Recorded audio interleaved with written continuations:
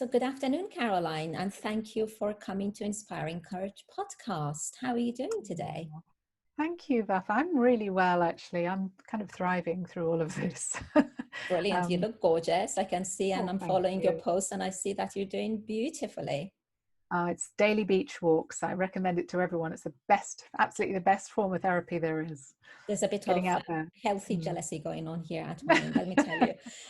Let me tell the audience where I know you from. It was Mm. totally serendipitous how we met.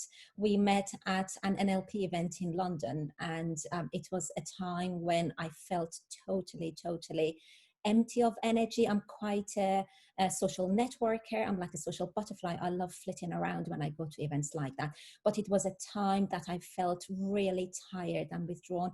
And by coincidence, I came and sat next to you, and then we had coffee. You kindly bought me coffee during break time. We spoke, and that's when you shared your valuable research with me. And then I realized that I fell in the category of HSPs, which is something that you have researched and you talk about and you've done a TEDx talk on.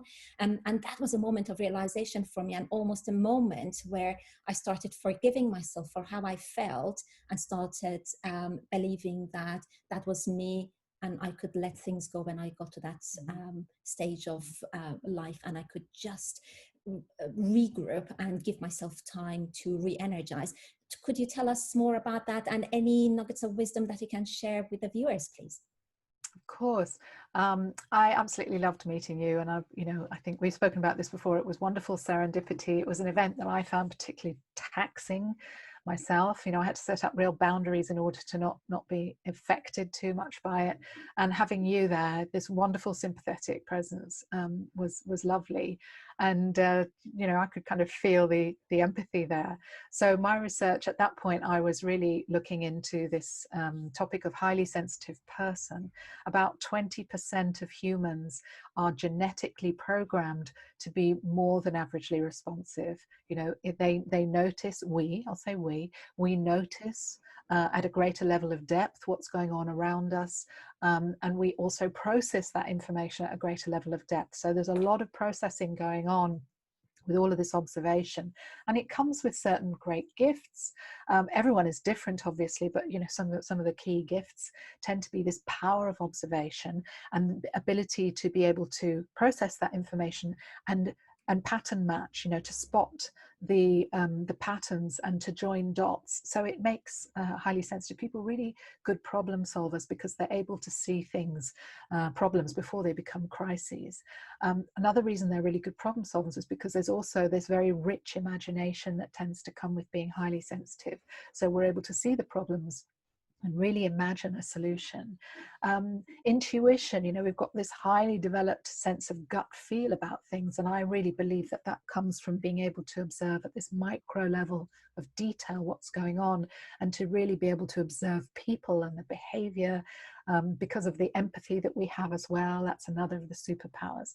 So there's this wide range of gifts that come with being highly sensitive, but along with all of that processing, it uses up so much of our energy that actually what tends to happen is that we are more prone than average, about twice as likely as non-highly sensitive people, to burn out, to suffer from overwhelm. So that's what the world tends to see in us. They tend to see that, and this label of snowflake. I've reclaimed it. I think snowflakes are individual and beautiful, and together they shape landscapes. But it's important that we look after ourselves, and that we have the self-awareness to understand when we're getting overwhelmed, and to be able to give ourselves permission to remove ourselves from those situations so that we can recover. So yeah, it was wonderful to meet you and to recognize a fellow HSP and be able to enlighten you about that. It was awesome. It was just one of those moments of realization for me. And I almost immediately forgave myself because I was feeling particularly low. And I kept Yeah. thinking, what's wrong with you? You're at an event that you've been looking forward to for ages. Why are you so low? You know, this is your perfect opportunity to go and find like-minded people, because that's what I did when I was an explorer. That's what I did when I went to events like that. And I just couldn't do that. And it was just so fortuitous that I sat next to you and you could educate me about this. And then I went and did a little bit of study on that, did a bit of research, filled out the questionnaires that you were sending me, and I became aware that yes, that is me. And that's now something that I'm highly aware of. So we were talking earlier and you said to me, it's again awareness first of all, and giving ourselves permission to feel it. Do you want to tell me a little bit about that? Absolutely. I mean, I really believe, strongly believe, that the number one life skill we can learn in order to live lives that matter, successful lives, and not to burn out, is self-awareness. And self-awareness is all about being able to understand and hear what's going on here. You know, we've got the most complex structure in the universe between our ears, and we're never given a manual. We're never shown how to drive this thing. So only about 15% of people are naturally self-aware, naturally able to tune into what I call our inner radio and hear the stories that we're telling ourselves. Because for me, you know, the big realization for me when I trained at what I'm doing, I became a cognitive behavioral hypnotherapist quite late in life as a mature student, went back to college. The most important realization was that our thoughts, the way we think, shapes our reality. It determines our experience of life.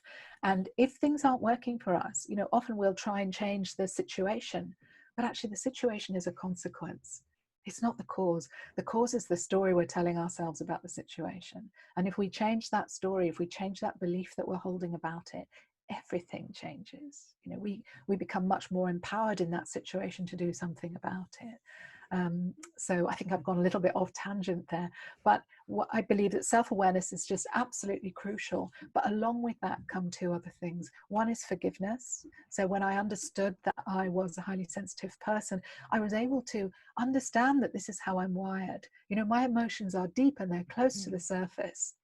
I feel things very strongly, and at times that has been like a burden to me, especially at work, where I was frustrated or angry or upset or moved, and you know, I felt tears were very close, and I would just be mortally embarrassed and try and push my emotions away. So they were always a problem for me.